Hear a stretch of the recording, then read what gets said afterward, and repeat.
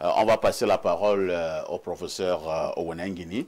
Pour ceux qui ne le savent pas, Owenengini est également un digne fils du sud du département, cette fois-là de l'océan. Là, je voulais poser d'abord une première préoccupation. Professeur Owenengini, les signataires de cette déclaration à l'adresse des populations de la région du sud, ces fils du sud vous ont approché? Ils ne m'ont pas approché, il n'y a aucune chance. Comment ça, il n'y a aucune chance? Ils ont même pensé à m'approcher. Il faut simplement savoir de qui il s'agit. Alors, avant de savoir de qui il s'agit, oui. nous parlons quand même des problèmes qu'ils posent, hein, ceux qui ont signé cette déclaration. Ils parlent par exemple de ce tronçon, l'axe Ebolova à Komde Kribi, qui n'a jamais été bitumé, alors que le président de la République en a parlé à plusieurs reprises. Il parle d'autres infrastructures qui n'existent pas. Il parle des promesses lors du dernier comice agropastoral, promesses presque jamais réalisées. Alors, vous qui êtes un fils du Sud, est-ce que ces personnes n'ont pas raison? Il faut savoir raison garder. Il faut savoir raison garder. Il faut avoir vu l'état du Sud pour savoir ce que le Sud est maintenant. Certainement, il y a toujours des problèmes. Il y a beaucoup de choses qui ont changé. Vous qui avez des liens avec Mvengue, vous saviez dans quelles conditions vous voyagez pour y aller? C'était catastrophique. Vous, certainement, qui êtes dans le voisinage de Lolodorf, vous saviez dans quelles conditions on y allait? Il y a eu beaucoup de progrès en matière d'électrification. Allez aujourd'hui dans tous les départements du Sud. En matière d'électrification, c'est un progrès incontestable. En matière de couverture en eau, c'est-à-dire avec des puits et autres, c'est un progrès incontestable. En matière de route, certainement, cette route-là pose problème. Il y a beaucoup d'endroits dans le Sud où des routes ont été faites. Mais quand vous parlez justement de cette fameuse route, hein, Yaoundé-Mvengue, Lolodorf, qui devrait arriver à Kribi, est-ce qu'on peut quand même être d'accord en disant à ceux qui nous regardent ce matin que cette route est extrêmement serpentée et est une route extrêmement dangereuse lorsque le trafic routier verra véritablement le jour de ce côté? Non, monsieur Haïssi. La route se fait en fonction d'une donnée pédologique et d'une donnée géologique et d'une donnée en matière de couverture végétale. Professeur, ça veut dire quoi? Attendez. Il faut vraiment raison garder. Cette route-là, vous connaissez la géographie. Vous savez comment le sol est rocailleux. Vous savez également comment à beaucoup d'endroits dans ces régions-là, on a des plateaux. Ce que les Camerounais ne savent pas, c'est quand ils viennent là-bas, ils disent, mais c'est très élevé ici. Non. C'est une région qui n'est pas facile à ouvrir du point de vue de sa géologie, du point de vue de ses sols. Voilà pourquoi on n'a pas développé cette région. Non, attendez. Non. Vous êtes toujours dans la logique du sensationnalisme. Vous dites que ce n'est pas développé comment? Mais, monsieur Niemek, vous parlez de choses que vous ne connaissez pas. Pour sortir de Mvengue, on pouvait faire 4 heures. Sortir seulement de Mvengue. Aujourd'hui, vous allez à Mvengue à 2 heures, 1h30. Mais les gens parlent de quoi? Les gens parlent de quoi? Il y a certainement, et à comme 2, et Bolva, je souhaite que cette route soit faite. Ça, c'est un vrai problème. Mais ça ne veut pas dire que comme il y a un problème là-bas, on n'a rien fait ailleurs. Les hôpitaux, les écoles, tout cela a été construit. Qu'on en construise plus certainement, oui. Mais ce qui est valable là est valable pour tout le Cameroun. Il y a toujours un effort supplémentaire à faire quand on veut aller vers la voie du développement. C'est pour ça que je reviens à ce que je disais au départ. Qui sont ceux qui ont signé? Cela vous intéresse particulièrement? Oui, mais parce que ce qu'ils ont fait n'est pas gratuit. Qui sont-ils? Nous sommes dans la lutte politique. Il s'agit simplement de sympathisants et de militants du MRC. Ah bon? Oui, mais c'est clair. Est-ce qu'il y a Okoseki, Oyonoseki, Mungeseki, Aba Oyonoseki? Ce sont des militants ou des sympathisants du MRC qui, dans le cadre de la lutte politique, Et c'est leur droit. Professeur, ils peuvent être militants du MRC ou bien sympathisants du MRC, mais les problèmes posés dans les déclarations, est-ce que ces problèmes existent? Les problèmes existent, mais pas comme ils les envisagent. Parce que quand ils vous disent, vous avez l'impression qu'on vous dit que rien n'a été fait. Mais c'est celui qui ne connaît pas qui peut tenir un tel langage. Moi, je vous dis, une fois, pour sortir de mon village, on a fait 4h30, je dis dans le village. Or, aujourd'hui, on circule comme on veut. Mais les gens parlent de quoi? Je reviens donc à ce que je vous dis. C'est un rapport de force politique. C'est une formation politique qui veut pénétrer dans un espace qui est contrôlé par une autre formation politique. Ça, c'est la première chose. Oui. Maintenant, l'élite. Vraiment, il faut être très modeste. Moi, je ne me présenterai pas comme une élite du Sud. C'est trop gros pour moi. Ah bon? Comment ça? Qui est donc élite? Je n'en ai pas le niveau. Vous n'êtes pas élite. Je n'en ai manifestement... Attendez. Mais donc, si nous n'élevons pas, monsieur, il n'y a plus d'élite. Aujourd'hui, là, ça ne passe pas. Non, si vous n'êtes pas... Vous n'allez pas m'interrompre. Si vous n'êtes pas élite... Aujourd'hui, ça ne passe pas. Vous n'allez pas m'interrompre. C'est pas une élite. Donc, tout ça pour dire que... Vous savez bien que c'est du style, monsieur. Qui est élite? C'est du style. Qu'est-ce que je veux dire? Oui. De toutes les manières, la balance se fera. N'est-ce pas? Il y a donc une élite qui parle au nom du MRC. Il y a d'autres élites qui peuvent partir pour telle ou telle formation politique. Rendez-vous en octobre 2025. Vous êtes très rassurant, hein, professeur Onengini. Vous parlez avec une très grande sérénité. Alors, Valère Bessalam, il y a un détail, peut-être il n'y a même pas un détail. Il s'agit quand même des personnes qui sont de la région natale du chef de l'État, c'est-à-dire le Sud, et qui ont énuméré un certain nombre de couacs, entre guillemets, au niveau du Sud. Et en fin de compte, ces personnes-là demandent aux populations du Sud de ne plus voter pour les fils du Sud. Et le professeur Famandongo dit que ce parricide politique ne passera pas. Oui, mais je voudrais que l'on se comprenne peut-être sur les termes, sur le terme élite. Sur élite, je crois qu'on peut résumer ça à un groupe minoritaire de personnes remarquables sur certains domaines ou certains faits. Ici, je résume ça comme ça. Bon, alors, est-ce que ceux qui parlent, ceux qui revendiquent se sont fait remarquer pour être des élites? Il faut analyser. Bon, peut-être que le moins de moi. Hein. Non, peut-être c'est moi qui parle d'élite. Non, c'est même écrit. Voilà. Vraiment, c'est écrit. Vous n'inventez rien. Mais je parle juste d'abord de la signification. D'élite, oui. De signification pour dire que... Bon, est-ce que le professeur Jean Calvin Abayono n'est pas une élite? Est-ce que... J'en viens. D'accord. J'en viens pour dire, est-ce que ceux qui revendiquent sont des élites, ils sont donc fait remarquer pour quoi que ce soit dans leur région, puisqu'on parlait d'une région. Et maintenant, ceux qui combattent ou ceux qui rabrouent les revendiquants, est-ce qu'ils se sont aussi fait remarquer par quoi que ce soit? Alors, comment sont-ils devenus élites? C'est une autre question. Alors, moi, je vois deux camps. Ouais. Moi, je vois deux camps. Je vois le camp d'un monsieur qui a été élevé au rang d'élite et qui justement élève la voix pour défendre son beefsteak. Ah bon? Ça, c'est le ministre.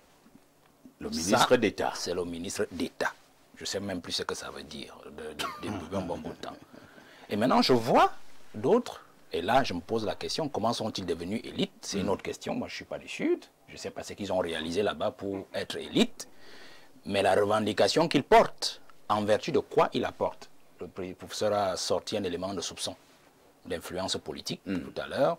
Mais quand on regarde dans ce qu'ils ont écrit, on voit quand même qu'il y a des revendications normales d'un peuple du Sud désabusé. Mais moi, je reste sur le fond d'un mot que vous avez utilisé, c'est-à-dire région natale du chef de l'État. Et qui est une notion ou un terme fort à propos. Parce que si vous avez utilisé un autre, on ne serait pas certainement d'accord. Parce que le président n'a pas de région. Je pense qu'on a eu un fameux débat sur les mandats ici. Donc, il est aussi le président de la nation. Il n'est pas le président du Sud. Il n'est même pas le président du centre, ni d'une quelconque région. Il est le président du Cameroun. Il est le président du Cameroun. Alors, vous comprenez que les deux... C'est pour cela donc que le professeur Famdongo l'appelle l'homme-nation. Vous comprenez donc les deux factions. Les deux factions, vous voulez m'amener ailleurs. Les deux factions ont tort. Le professeur Famdongo est d'accord avec vous? Les deux factions ont tort. Non, ce n'est pas le même sens. On en viendra peut-être. Les deux factions ont tort. Pourquoi? Parce qu'en fait, elles veulent nous laisser penser que comme le président est natalement originaire du Sud, alors il devrait être privilégié. Mais ils sont déjà privilégiés. Parce que la dame, Madame Abega l'a dit tout à l'heure, ils sont déjà privilégiés. L'aîné, lui, il a pris les postes institutionnels, vraiment proéminents. Mais si on regarde les postes ministériels, le Sud a l'essentiel des postes les plus importants. Je n'ai pas dit les plus grands postes, du moins je n'ai pas dit en termes de nombre. Les postes les plus importants, c'est le Sud qui les tient. Depuis que Paul Biya est au pouvoir, si vous décomptez les finances et partout, vous pouvez avoir quelques exceptions qui sont venues, je ne sais pas moi, de l'Est ou de quelques endroits. Mais c'est le Sud qui a tous ces postes-là. Alors le problème, moi ma question à ceux qui revendiquent, ils revendiquent sur Paul Biya ou ils revendiquent sur ce que Paul Biya a désigné dans le Sud tout le temps pour être toujours ses acolytes dans le gouvernement. Parce qu'autant je disais tout à l'heure que nous avons besoin d'un président qui travaille, autant aussi nous avons besoin d'un président qui nomme à des postes des gens qui servent le peuple. Vous comprenez? Alors si le président parvient à garder au pouvoir tout le temps, 20 ans, 30 ans, 40 ans, des gens qui ne travaillent jamais, comme celui donc qui est venu rabrouer les autres élites montantes là. Parce que lui, il est à ce poste depuis 21 ans. Il est resté 15 ans. 2004. Il n'est pas le seul qui est à ce poste-là. Non, mais c'est lui qui est sur notre table. Les autres n'ont pas écrit, c'est lui qui a écrit. C'est pour ça que je parle de lui. Pourquoi vous voulez que moi je parle des gens qui ne sont pas intervenus au débat? C'est lui qui a écrit. Il est à ce poste depuis 21 ans. 21 ans. Alors, bon, qu'ils nous disent aussi ce qu'il a fait. L'université même de Bolo n'a jamais été construite. Les enfants font des cours dans des écoles primaires, dans des lycées. Non, c'est dans des établissements qui n'ont rien à voir avec l'université. Nous savons qu'il va vous dire qu'il a créé des universités. Berthoud aujourd'hui n'est pas encore construit. Maroua même, depuis que... Est-ce qu'on crée une université? Est-ce qu'on crée une université sur le papier et on envoie les enfants fréquenter sous les bananiers? Ce n'est pas sérieux. Et voilà. Maroua qu'on a créé depuis 2004 et qui est entré en 2008 avec les premières générations de l'école normale. Aujourd'hui, Maroua n'est pas fini. Bamenda n'est pas fini jusqu'aujourd'hui. Alors, voilà un monsieur donc qui a mis 21 ans. Et il trouve que ceux qui viennent revendiquer là n'ont pas le droit de revendiquer parce que Biya est un homme-nation. Ça veut dire qu'en fait Biya c'est le Cameroun. Non, Biya n'est pas le Cameroun. Biya c'est un individu comme tout le monde à qui le peuple a donné l'élection à partir, on va dire ça comme ça, du 14 janvier 1984 parce que on était encore sous le parti unique. Parce que la véritable élection on commence en 1992, même si on dit qu'au passage il a volé. Vous comprenez? Donc, nous ne voulons pas savoir qui est élite ou pas. Pour moi, ces gens n'existent pas.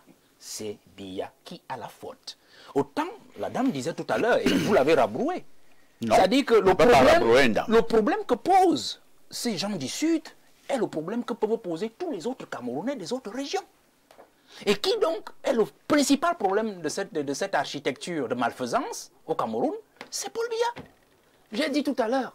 Le gouvernement, une attitude de malfaisance. Oui, c'est de la malfaisance. Vous avez une expression très dure quand vous parlez du président Paul Biya. Et c'est depuis 2019 que dans le dernier gouvernement, nous connaissons tout ce qui s'est passé là au milieu. Le professeur parlait tout à l'heure de la route, d'ailleurs vous l'avez évoqué. Et Bolo va à comme de Kribi. Sauf que le ministre des Travaux qui est là, il n'en est pas responsable. On ne peut pas lui poser ça sur la tête. C'est celui qui était là avant. Ah, vous voulez parler de la route Yaoundé-Mvengue-Lolodor? Bien sûr, bien sûr.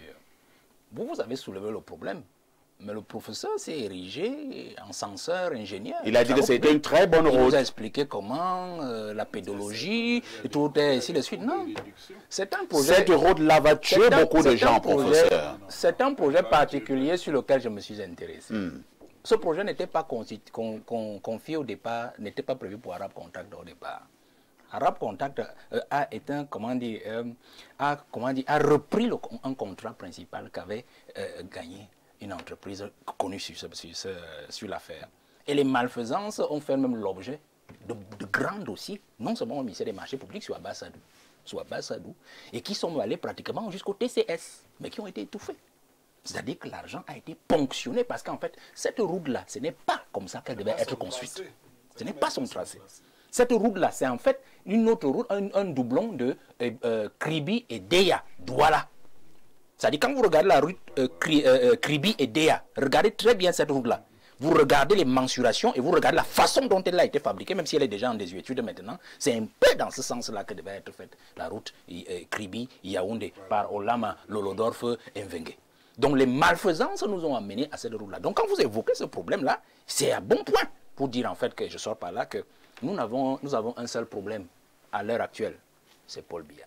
Paul Biya a transformé la notion d'élite en convention, comme j'achète son terme qu'il a dit, c'est-à-dire que c'est lui qui décide, qui est élite dans un pays. Quand on vous a nommé ministre, alors directement vous devenez élite. Le grand frère a dit tout à l'heure qu'ils sont ministres, ils n'ont jamais été votés, c'est-à-dire qu'ils n'ont pas une assise politique particulière du fait de l'élection, c'est-à-dire du contact au peuple. Et du coup, ils se reviennent dans des censeurs régionaux de ce peuple-là, quand ce peuple revendique. Merci Valère.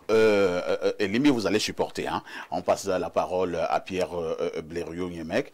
Pierre Blériot, le Sud peut-il ou alors doit-il tourner le dos au président Paul Biya? Alors, il faudrait revenir sur la géographie du Sud. La dame a présenté un certain nombre d'aspects. Vous savez ce que professeur Abayo ne pourrait dire à Famendongo? Non. De quoi tu te mêles? Famendongo est un fils du Sud. Je vous parle de géographie. Quand le Djan et l'Obo parle à Biya, de quoi Famendongo se mêle?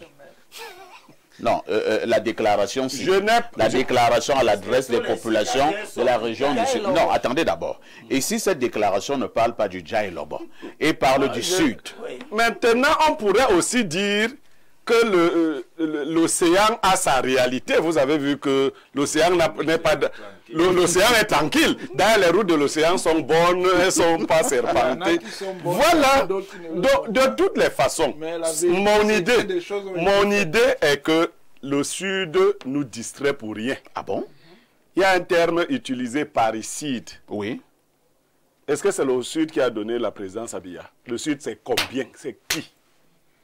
C'est pas le Sud. Le Sud, enlevé dans l'élection de Biya, tout le Sud, Biya est toujours président.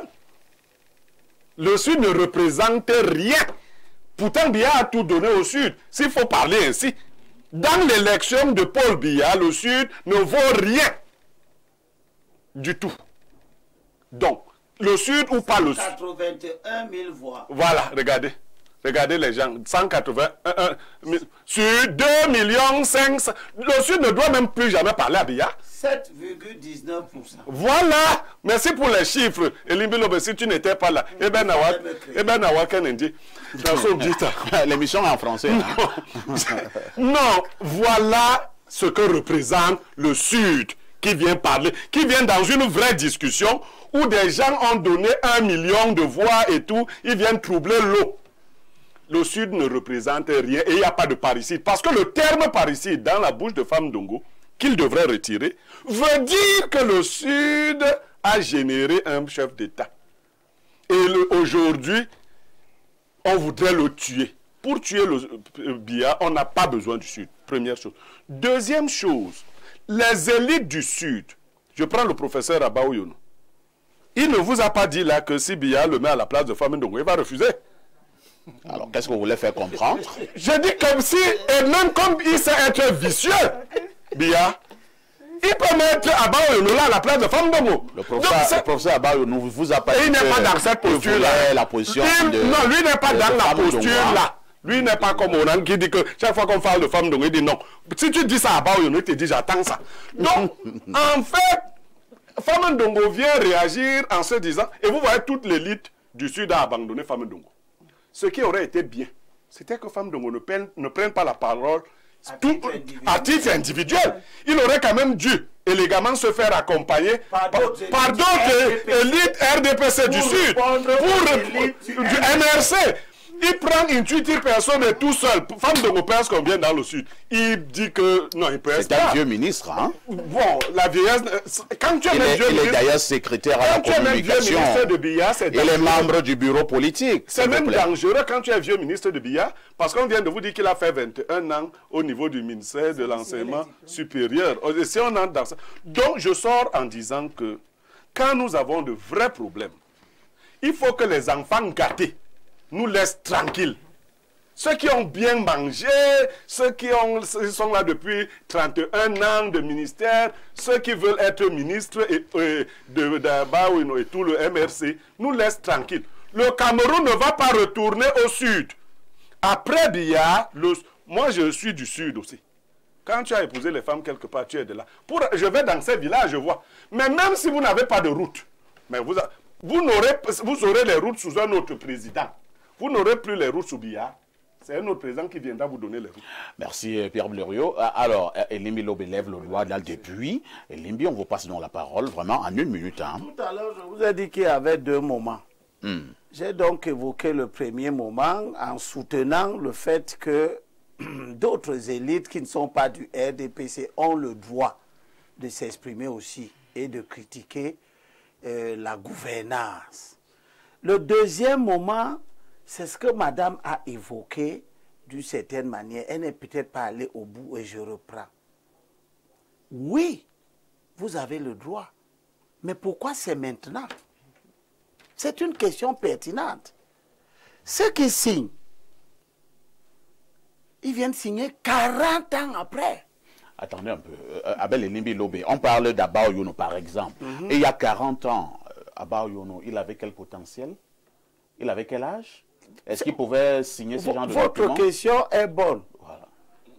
Entre-temps, attendez un peu, attendez, vous relance. Voilà ce que ces signataires disent. Il faudrait que nous arrêtions de ne plus prendre nos responsabilités. Il est temps que nous puissions entrer dans le débat. Et ils fustigent ceux du Sud, justement, qui n'ont jamais pris ce genre de position. Tant mieux. Ça ne les dédouane pas pour autant. Ils n'ont pas 40 ans. Ils ne sont pas nés quand pour bien arriver au pouvoir. Et ça veut dire quoi? Ça veut dire que tous ceux qui ont attendu d'avoir des intérêts particuliers qui n'ont pas été satisfaits sont décrédibilisés dans leur action. Vous soutenez donc la thèse de l'aigreur? Non. Moi, ça, ce sont les mots de Fameu Ndongo. Fameu Ndongo même peut être un aigri, hein. C'est pas facile au pouvoir. Si Fameu Ndongo est aigri, alors les autres seront quoi? Je rappelle que si les gens parlent de Fameu Ndongo, comme dit le guide des Jouvence, Bessala, c'est avec raison. Fameu est là depuis 21 ans. Il y a 2 mois que nous avons parlé de son communiqué qui appelait à venir retirer les diplômes de 15 promotions. Et il avait dit aux gens, si vous ne venez pas avant, c'était l'année dernière, si vous ne venez pas avant le 31 juillet, vous êtes frappé d'une pénalité de 25 000 francs. Nous avons traité ça ici et l'affaire a disparu. Il devait avoir honte. Donc ceux qui le critiquent ont raison de le critiquer. Mais ma posture est celle de ceux qui exhortent les gens à s'engager dans la vie politique. Ne pas attendre. Parce que quand vous attendez 40 ans pour venir maintenant dire, ça veut dire que quand il y avait 10 ans de régime déjà, vous espériez encore quelque chose. Quand il y avait 20 ans de régime, vous espériez quelque chose. Et c'est maintenant à l'orée des 40 ans que vous vous rendez compte que ça ne vaut plus la peine. Vraiment, il faut aller ailleurs. Donc ceux qui ont signé là, il a fallu qu'ils deviennent MRC pour se rendre compte que le Sud était mal géré. Mais le Sud n'est pas mal géré aujourd'hui. Quand Bessala parle, c'est des problèmes d'aujourd'hui que Bessala évoque. C'est des problèmes d'il y a 20 ans. Donc il y a 20 ans, vous étiez là, vous ne voyez pas encore que ce gouvernement-là est mauvais. C'est ça, ma posture. C'est valable pour le Nord. Quand j'entends des gens aller faire des meetings maintenant pour dire que Si je vous dis de voter Paul Biya... Et parlant, il faut le dire. Voilà, et parler à Foufoudé pour que tout le monde ne comprenne pas. Pour dire que, si je vous dis que vous qui avez faim, c'est que je vous mens. Bon, c'est maintenant que vous vous rendez compte que ce pays est mal gouverné. Paul Biya n'a pas changé. Ceux qui découvrent qu'il gouverne mal aujourd'hui, comme Albert Zonga. Hein? Toi-même dans le truc du Sud, Albert Zonga. Oui, il découvre. C'est aujourd'hui qu'il découvre que Paul Biya est un démon. Parce qu'il a dit dernièrement que Paul Biya est un démon incarné. Quand il était militant du RDPC, député de Paul Biya, il voyait que Paul Biya était comment? Quand Kamto était ministre 7 ans durant, il voyait que Paul Biya était comment? Paul Biya n'a pas changé. C'est vous qui changez. Et si vous changez de la sorte, c'est parce que vous changez en fonction de vos intérêts. Parce que la lecture que vous avez maintenant du régime du président Biya, il y a des gens qui ont cette lecture de façon constante depuis 40 ans. Je peux comprendre que des jeunes comme Bessala entrent dans le jeu aujourd'hui. Parce qu'eux, ils sont jeunes, ils sont nés hier. Ils sont nés dans le régime. Ils ont dû grandir d'abord. Avoir une maturité politique. Mais les gens que j'entends parler, qui prétendent que Paul Biya est un démon aujourd'hui, eux, c'est les gens de 70 ans, qui sont avec Paul Biya depuis 40 ans. Ils ont été sélectionnés. Ils sont disqualifiés pour chercher à renverser Paul Biya. Probablement, ce sera la dernière problématique sur ce plateau. Voilà.